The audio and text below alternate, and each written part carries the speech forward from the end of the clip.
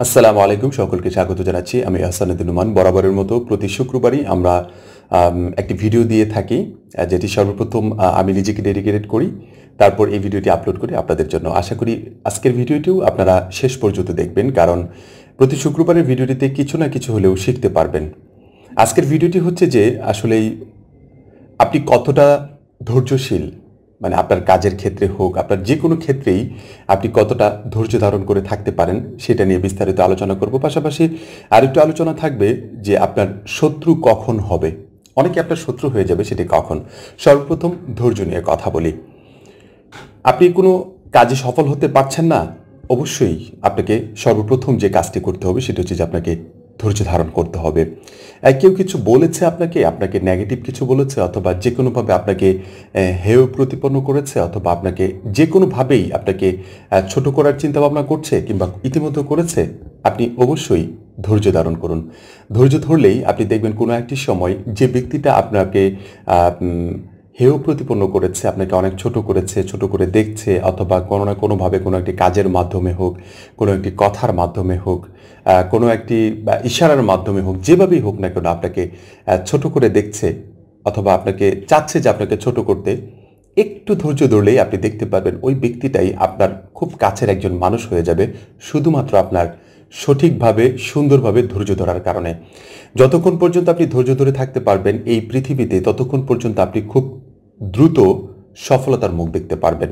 কারণ আমরা অনেকেই অনেক সময় যে কোনো কাজ করতে গিয়ে কিংবা যে কোনো একটি বিষয়ে ধৈর্যহারা হয়ে গেলে কিন্তু আমরা হেরে যাই। এজন্য আপনাকে অবশ্যই আমি বলবো, এটা আমার ব্যক্তিগত একেবারেই একটা পরীক্ষিত বিষয় থেকে আমি আপনাকে বলছি, আমি যতটি জায়গায় আমি ধৈর্য ধারণ করেছি ততটি জায়গায় আমি সফল হতে পেরেছি এখন পর্যন্ত। অনেকেই অনেক বিষয় নিয়ে আমাকে কথা বলে, হয়তোবা ওই বিষয়টি সম্পর্কে আমার কোনো জ্ঞানই নেই, অথবা ওই বিষয়টি সম্পর্কে আমি কোনো কিছু জানি না, তারপরেও কোনো একটি দোষ আমার উপর চাপিয়ে দেওয়া হচ্ছে কিংবা কোনো একটি কথা আমার উপর চাপিয়ে দেওয়া হচ্ছে, হতে পারে বিভিন্ন ধরনের কথাবার্তা, বাট আমি ওই বিষয়টি সম্পর্কে জানিই না, তারপরেও আপনাকে ধৈর্য ধারণ করতে হবে। অথবা সাময়িকভাবে তাকে বোঝাতে পারেন যে এই বিষয়টির সাথে কোনোভাবেই আমি ইনক্লুড না, আমি এই বিষয়টির সাথে কোনোভাবে জড়িত নই। তারপরেও যদি আপনাকে দোষারোপ করা হয়, তারপরে আমার মনে হয় আপনার সর্বশেষ যে কার্যক্রমটুকু সেটি হচ্ছে যে আপনার ধৈর্য ধারণ করা। সেটা প্রথম থেকেই শুরু করবেন যে আপনি কীভাবে ধৈর্য ধারণ করতে পারেন।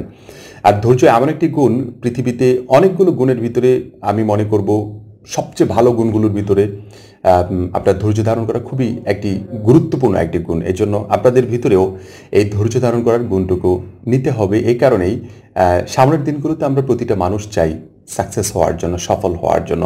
সফল হতে হলে আপনাকে অবশ্যই ধৈর্য ধারণ করে শিখতে হবে, ধৈর্য ধারণ করে দেখতে হবে, ওভারঅল বিষয়গুলোকে আপনার যে ধৈর্য ধারণের যে মানে বক্সটা আছে এটাতে নিয়ে আসতে হবে। তাহলে দেখবেন আপনি খুব সহজেই সফল হয়ে গেছেন।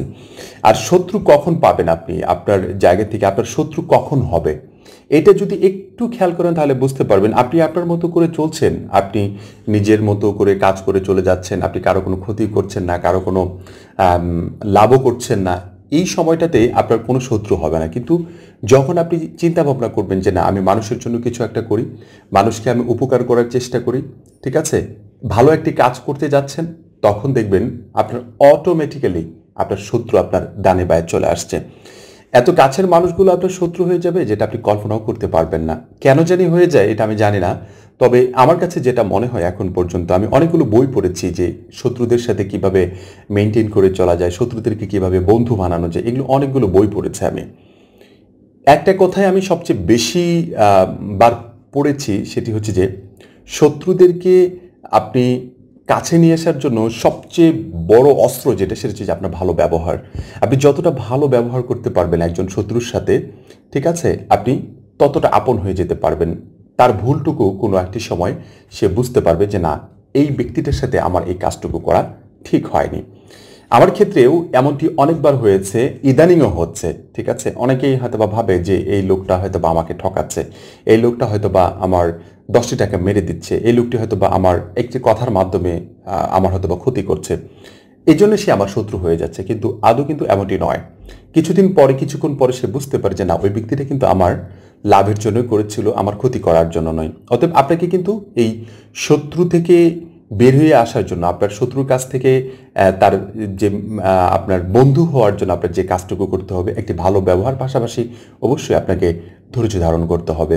এই শত্রুকে বন্ধু বানাতে পারলেই দেখবেন আপনার আশেপাশে অনেক কিছু আপনার কাছে ইজি হয়ে গিয়েছে, একেবারে সহজ হয়ে গিয়েছে। আপনি কল্পনার বাহিরে এই বিষয়টা আপনি কল্পনাও করতে পারবেন না যে আসলে হাউ ইজ পসিবল, এটা কী করে সম্ভব হয়, একজন এত বড় আমার একজন শত্রু ছিল, সে কিভাবে জানি আমার বন্ধু হয়ে গেল, এমনকি এমন বন্ধু যে একেবারেই মনে করেন যে মানে একবারে কাছের একজন বন্ধু হয়ে যাবে, আপনি কল্পনা করতে পারবেন না। এই জন্য সবসময় চেষ্টা করবেন ধৈর্য ধারণ করে একজন শত্রুর সাথে ভালো ব্যবহার করে তাকে একজন বন্ধু বানানো। আর যতক্ষণ পর্যন্ত আপনি তাকে একজন বন্ধু বানাতে পারবেন না, আপনার মনের ভিতরেও একটা মানে জ্বালা যন্ত্রণা কাজ করবে, তার ভিতরেও একটা মানে শত্রুতার যে একটা মানে কার্যক্রম, সেটাও কিন্তু তার ভিতরেও কাজ করবে। আপনারা একটু ভালো ব্যবহার করার কারণে হয়তো বা দেখবেন কোনো একটি সময় সেই শত্রুই আপনার অনেক কাছের এবং অনেক ভালো একজন বন্ধু হয়ে গিয়েছে, আর কোনো দিন তার দ্বারা আপনার কোনো ক্ষতি হবে না। আশা করি বুঝতে পেরেছেন। এই জন্য শত্রুকে বন্ধু বানাতে হলে আপনাকে সর্বপ্রথম ধৈর্য ধারণ করতে হবে, পাশাপাশি আপনাকে অবশ্যই ভালো ব্যবহার করতে হবে। আশা করি বুঝতে পেরেছেন। এভাবেই আমাদের শত্রুদেরকে বন্ধু বানাতে হবে, ধৈর্য ধারণ করতে হবে। সামনের দিনগুলোতে ভালো কিছু করতে হলে আমাদেরকে অবশ্যই সকলের সাথে মিলেমিশে কাজ করতে হবে। আরেকটি বিষয় বলে দিচ্ছি, সেটা হচ্ছে যে আমাদের কুইক টিম একাডেমির পক্ষ থেকে আমরা গত বছরও কুরবানি দিয়েছিলাম গরিব দুঃখীদের জন্য, এবারেও আমরা তার ব্যতিক্রম করছি না, কুরবানি দেওয়ার পুরোপুরি একটি প্রিপারেশন নিয়েছে। আমাদের কুইক টিম একাডেমির পক্ষ থেকে যে কয়েকটি কোর্স আছে, কোর্সগুলোর প্রাইস দেওয়া ছিল 200 টাকা করে। এটি ইতিমধ্যে শুধু আমাদের এই অর্থটুকু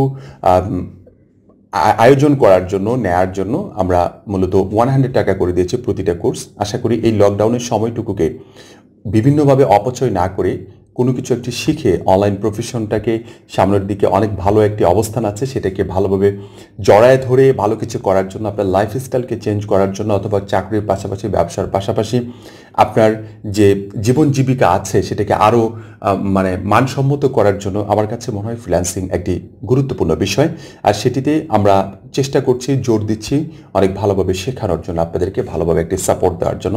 আশা করি আমাদের এই কোর্সগুলো থেকে আপনারা অনেক ভালো কিছু পাবেন। ভিডিও ডিসক্রিপশনে আমরা কোর্স সংক্রান্ত সকল তথ্য দিয়ে দিয়েছি, সেখান থেকে আমাদের ওয়েবসাইটে গিয়ে রেজিস্ট্রেশন করে আমাদের কোর্সগুলোতে এনরোল করতে পারেন। সবাই ভালো থাকবেন, সুস্থ থাকবেন। ধন্যবাদ সবাইকে। আসসালামু আলাইকুম ওয়া রাহমাতুল্লাহি ওয়া বারাকাতুহু।